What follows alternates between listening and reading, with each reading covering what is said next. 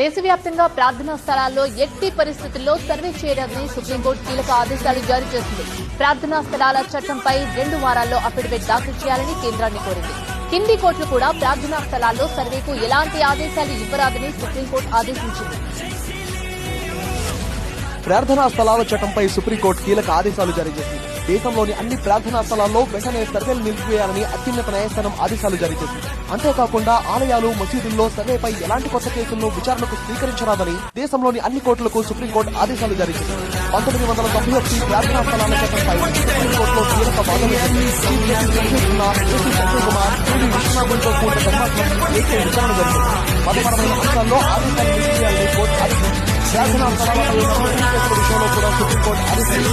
Court ఎలాంటి నిర్ణయాలు తీసుకోవాలని స్పష్టం చేసింది. సుప్రీంకోర్టు ఇచ్చిన తాజా ఆదేశాలను వాదిస్తున్న అనేక మంది లాయర్లు తమ వాదనలు వెనుకుండా ఆదేశాలు ఇవ్వచ్చు అని కోరారు.